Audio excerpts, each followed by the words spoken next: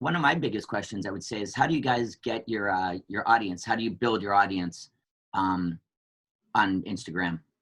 George, you want to? You can go, and then I'll fill in if you forget anything. You're pretty good.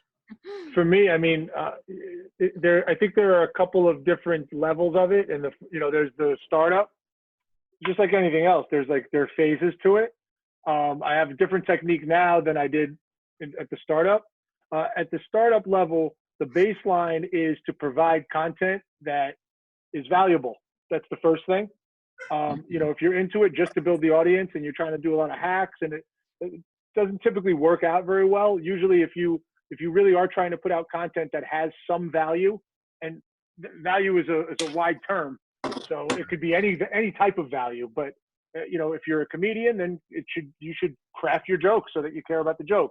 If you're a chef, you should share recipes that people would like to use. So that's sort of the bedrock in the baseline is value on some level. And beyond that, once you have that, if that's a given, you really have to, on the outset, sort of piggyback off of bigger accounts because you need a platform. So, you sort of need to start to get shout outs, for lack of a better term, from larger accounts and from larger, platforms that bring attention to a massive audience. So let's say you start with 50, 60 followers, 100 followers, which are mostly friends and family. Well, you want to do the due diligence and do the best practices of hashtagging your posts so that they are discoverable. A lot of people make a mistake that you make great content, but you're in a vacuum, because the only way, you have to just think logically, the only way for the massive public, and there are a billion people using the platform, for all those people to find you, they'd have to look for you, and they don't know you exist yet, so they're not going to look for you. So the only other way they're going to ever find you is if you show up in their discovery feed. And if you guys understand what discovery feed is typically like you either look through your homepage, which is like all of the people you actually follow, or the discover, the magnifying glass, where you kind of look at the world and it's curated for you, and you scroll that. So you want to wind up in the discovery feed. You use hashtags to wind up there, but there's so many things that a lot of times you get lost in the shuffle. So I find a lot of success, at least on the startup, is you find a group of people that, a small group of people that kind of do what you do and post what you post. You're very social. It's social media for a reason. So you shouldn't post and then just sign off. You should post and then dedicate some of your day to commiserating and commenting on other people that are in your channel and in your, the people that you follow that do kind of what you do, and comment on their posts and DM them. Hey, that's great. Where are you from? Sort of like you're at a mixer. That's how you have to kind of think about social media. And you talk to people that way, and you wind up kind of building a little coalition, 4 or 5 people that are kind of into what you're into, that post what you post, and you kind of shout each other out. And then therefore you pool your resources and you pool the group. So if somebody else has 100 followers, there are different 100 people. So you might be able to get another 50 from that following if they shout you out, and then vice versa. You share the group with them. As you get bigger, those circles get bigger, and the followings get bigger, so that when you start to have circles like that, you start to gain momentum. It's sort of like a team effort sort of thing. And luckily, I mean, if you do great work and you like to, you have to be a little bit persistent, but you start to DM the big pages. Hey, what would it be? Can I get this featured on your page? Sometimes you pay. Sometimes there's a pay to play, and you can give somebody a fee, whatever it is, to post a big account, let's say with 100,000 or more followers, and you're just a small account.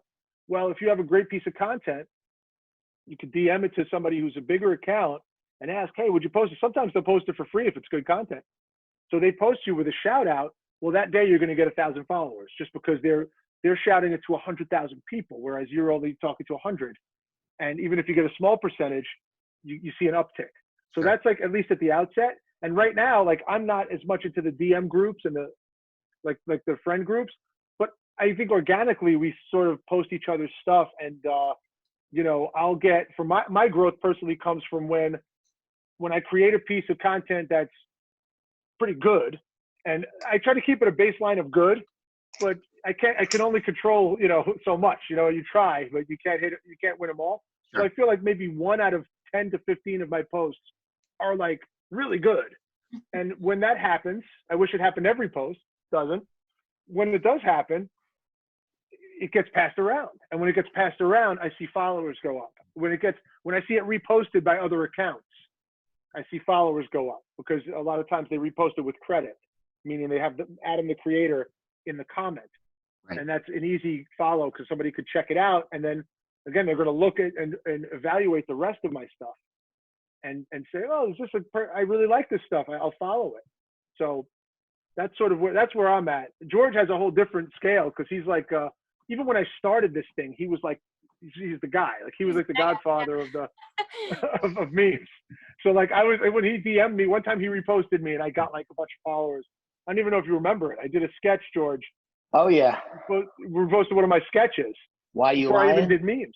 Why you lying? Right. The character, the guy. You reposted and I got a ton of followers. So that's like, and then George is always, he has a whole other kind of tier. I'll let you speak to that, because I don't even understand that mentality.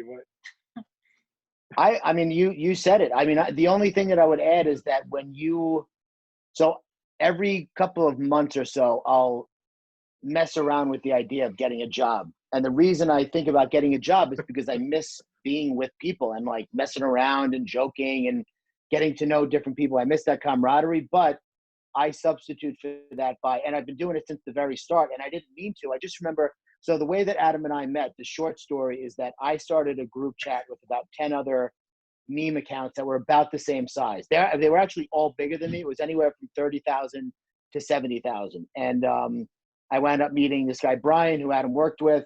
I went to go visit Brian one day and I met Adam, but these connections that you forge online become meaningful because that's where we live. Like, yes, we're 3D beings, but a lot of us spend a lot of time on the internet. So when you talk to somebody multiple times a day over the course of weeks and months, you feel like that person is a friend. So when you finally meet them, it's like, oh, we are like, we're okay.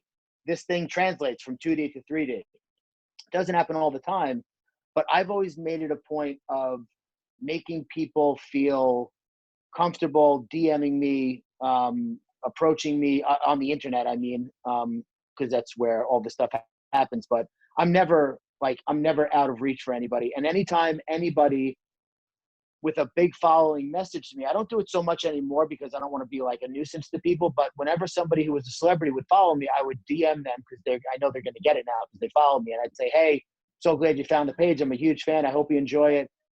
Here's a picture of a llama or whatever, something stupid. And then they'd go, haha, yeah, I love your page. It's great. And then I would leave it at that. And then if something came up, I would reach back out to them and say, hey, are you interested in this thing? Or does this thing sound interesting to you? And most of the times, like Adam said, if somebody sends me a good piece of content, I remember thinking when ABC Nightline did a piece on me, like maybe the first year after I started the account. And I said to the producer, I said, I really appreciate you guys doing this story on me. It's big. This is like, this is massive for me in my life and where I'm at. And they go, well, we love your story and we got to come up with stuff too. Like we have to produce content. So if Adam or I are having a slow day and I see a meme and it's good and I can't do any better that day, I'll repost that. And then that person gets, who knows how many followers. It's obviously better if it's in the same demographic. If I get requests from models and photographers and fitness people all the time to do sponsored posts for them. It's just not worth it for them. I wouldn't even take anybody's money to do that because what are you really going to see off of that? A few hundred followers maybe. But if I repost a meme account, I mean, they can see a huge jump in followers. If they have 100, like Adam was saying, if you have 100 followers and you get 1,000 followers off of one post,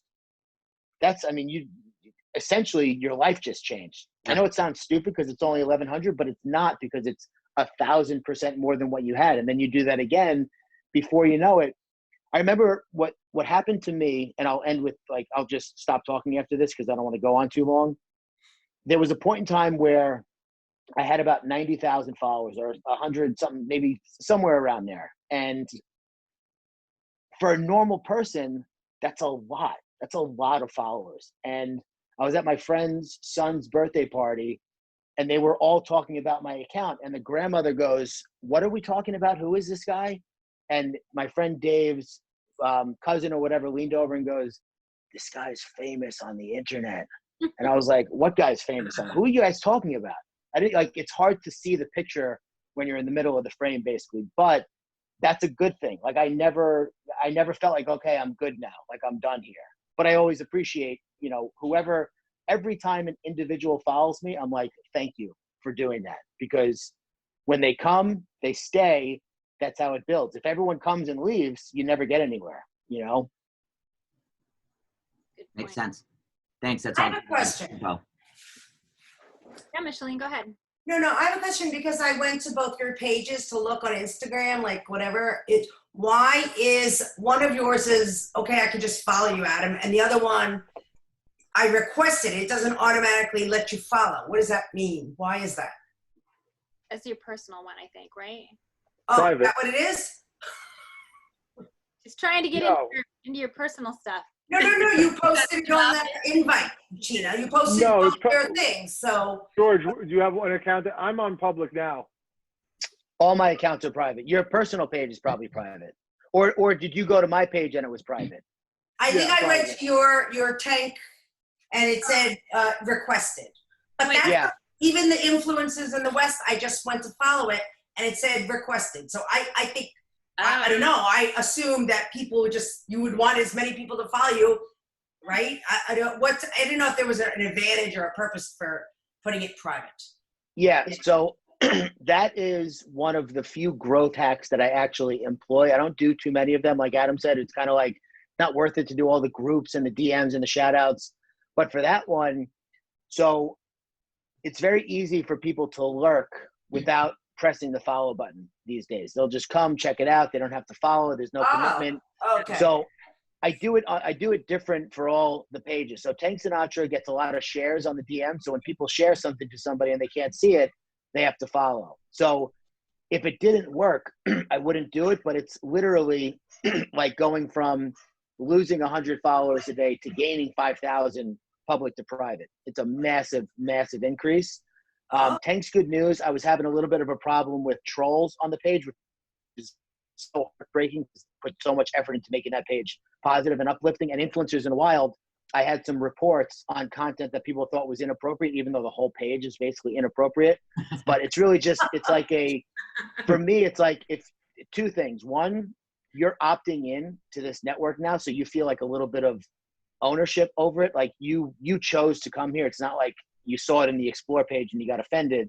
And then two is when people go to unfollow, which they do, there's like a little bit of a buffer. Like if you unfollow influencers in the wild, you're going to have to request it again. Do you want to unfollow? There's a second step there, which gives me like a second chance to keep them on the page. Got it. Yeah. Are you sure you want to unfollow? And then you might get a lot of people. You're not going to get 100% of the people that say yes. So you keep some in the boat. It's like, okay. Yeah. I do the same. I actually like to keep it on private too. I recently kept it on public because of, I think we were doing some promotion or something, Tank, or maybe for the 2020 thing or something. But I put it on public for a little while. And yeah, I mean, my growth slowed down, but you have to sort of, if you're going to play that game though, you have to have something that gets passed around enough where there's a reason to follow, right? Like you're checking us right now, Micheline, like you're looking at us and you're like, oh, I don't know if I want to follow it. But if your friend DM'd you something and it said private, follow this account to see what your friend DM'd, you probably follow it just because you're curious, and you press follow and you check it out. So it actually does work. All right, one day I'll get there. I have I think 96 people. I'm getting up there. It's close to 3 digits. Start everywhere. The funny thing is the number is it's so abstract. Like at one point, 10,000 to me was like, I couldn't even imagine getting there. And I was like, if I could ever get to 10,000, then I'm set. And then when I got to 10,000, but then it's like, the Joneses, you look next door, you're like, wait, 10,000, this guy has 15,000, he's doing the same thing as I'm doing. And it's so abstract that you just have to understand that it's just a game you play. And like anything else in your lives, I'm sure, whether it's salary, whether it's the kind of house you have, I'm sure 20 years ago, you would have looked at this as like, you're in nirvana, you have everything you'd ever want. Right. But there's that human element where you're like, I could do a little better. And then like 10,000 became nothing. And then 50,000, then 100,000 was like, oh, that definitely is going to be the threshold. Once I hit the 100, I'm set. No? But it was all It's like that. content. You feel like it was all content that helped drive your following? I mean, is that what you truly believe? Yeah. Yeah.